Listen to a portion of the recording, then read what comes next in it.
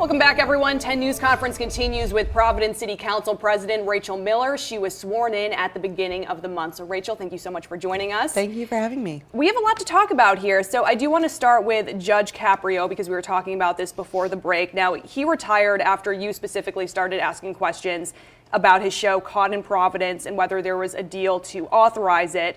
Why did you start asking questions about the show now when this show has been on for 20 years? Sure. So it was actually the media that brought questions to the forefront.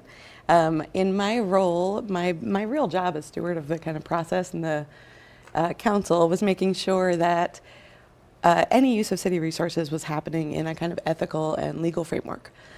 So when those questions rose, right, we saw it in the Globe and the Journal, it was really my job to ask those questions, make sure that we had answers to them, and move forward.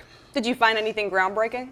No, so really it was a very simple, what we heard back from the solicitor's office was very simple. It was no agreement, between the city and the show currently exists, and also things have changed since 2015, right? And so the recommendation was that if the show was to move forward, that there be an updated state ethics opinion.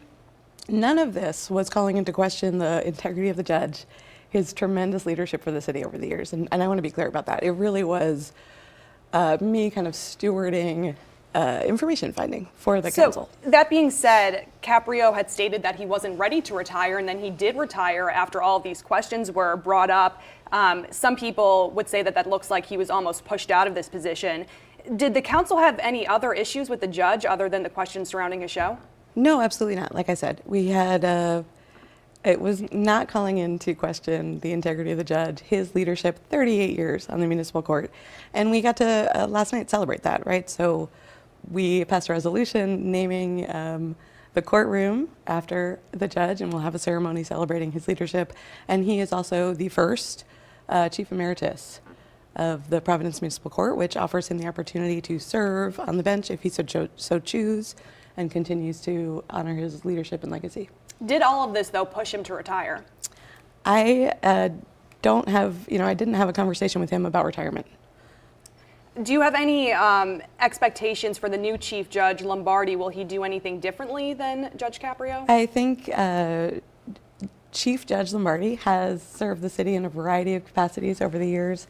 I think he brings a fair, balanced, but also community-based leadership to the court. I also want to take a moment to recognize that we brought on two other members of the court. One, Dan McKiernan, who continues his service, and the third, Vanessa Crum, who is the very first African-American woman to serve on the municipal court. Right, yeah, we actually just touched on that earlier in the show. So let's move on now to crime in Providence, because earlier this week, an incredibly disturbing incident, a teenager, Kennedy Plaza, was stabbed numerous times by another teenager. Are we doing enough right now to keep the downtown area safe, especially Kennedy Plaza, where you have teenagers getting on and off school buses? No, absolutely. And I think, one, right, so police moved very swiftly to continue to up monitoring in Kennedy Plaza.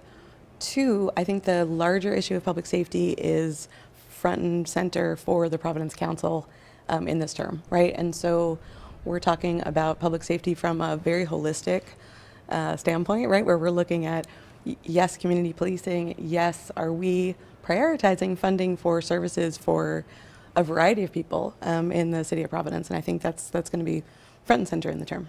So do you believe that you are prioritizing funding for public safety, or do you need to invest more? So for me, it's always a question of, is there a path, right? So there's been a lot of talk over the last year. Mayor Smiley's also prioritizing it, and so that's good news, right? The community policing standpoint, right? So what are we doing to get officers back in the community, on their feet, knowing people, building relationships, because that is front and center for Providence residents when we talk about it.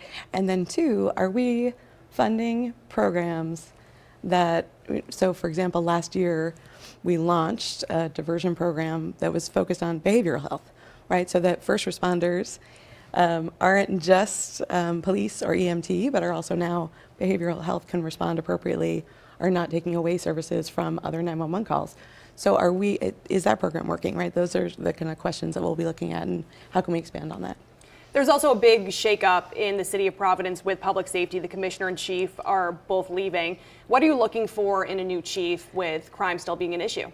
First and foremost, Chief Clements has done an incredible service to the city. I cannot emphasize enough. So the two big things that he brought, and I think the things that I'll be looking for, and I believe other counselors will too, one, just solid leadership, right? Like he earned the respect, trust, and faith of his officers. He built the leadership ranks up. He focused on bringing new officers in who were, had that kind of community base and trust and faith. And so I think that's important and key. And then two is this community trust, right? Like Chief Clements, I loved being on Federal Hill in the summer with Chief Clements because every restaurant owner, right, would wave and smile. And the same is true with community organizations, right? Even if there's a difference of opinion, Chief Clements will sort of sit down and say there's a path forward. And so those are two things, those kind of leadership, faith, and trust are key in looking for a new chief. Right, someone familiar with the community. Let's talk about public schools. So enrollment in Providence public schools dropped drastically during the pandemic. We're talking about 3,000 students lost. Right now, the state is providing one-time money to try and close the gap so that districts don't really suffer from this when getting state funding for public schools. That only lasts for 2 years. Realistically, unless there's this humongous baby boom, which isn't going to happen, I don't think Providence is going to make up those 3,000 students with enrollment losses. So in another 3 years, this is going to be a big problem. Do you see more school closures? So when we're talking about education, there are several things that I think I and the council and also Mayor Smiley have kind of put on the table. So school buildings continues to be a primary issue, and some of the school closures that we've seen are related specific to buildings. But then we have this other thing, right, that we know that when schools are neighborhood schools, when you're seeing an ease of like parent and family interaction in our schools, things are overall, that's like a positive trajectory for the student, for the family, and for the school. And so for me, it's really going to be how are we balancing those two things, right? Like how are we centering on a neighborhood base where families can be truly involved? This week we saw Kids Count released a statewide report on racial disparity in education, and we're not there, right? We are not at a place where every student in Rhode Island, every student in Providence is getting a fair and equitable education. And so right. You're going off to a different topic though. Could there be more school closures if the enrollment doesn't get up to that 3,000 mark? I'm not looking at school closures right now, right? Like I am focused on how we're Should you be though? rebuilding. With the 3,000 fewer students, and if you don't get up to that in 2 years once that one-time funding runs out? So right now, we are not in local control of our schools. I do not have asked for it, but don't have total information on where that 3,000 comes from, right? Like I've heard various stories about COVID, enrollment, people moving, but I actually do need more information to understand that picture and see if it's temporary or if it's a more permanent trajectory. I really don't know the answer to that. So in terms of preparing for local control and to return in 2024, I almost said 2014 there, we're really focused on how we're setting the table to do that in a way that turns back the tide and moves forward to student success for every student. All right, quickly, there is a housing crisis in Providence. We have the homeless issue. We also have homeowners who are dealing with these crazy property tax increase from the revaluations that were not paused, despite the fact that many cities and towns did decide to pause them for a year because the economy was just not normal. What does the council plan on doing to address both of these issues? We have 1 minute. Affordability is top of mind for every person who's on council, for myself included. There's also this issue around housing stock, right? So as we talk about the housing crisis, every winter, even before things were this tight, I would get calls from people who were saying, I'm paying my rent $1,800 a month and there's no heat in my apartment, right? So for me, step one and kind of low-hanging fruit is making sure that the council is empowering our inspectors to take good care of our housing stock. And then two, on development issues, that we are bringing more housing online and ramping up affordability.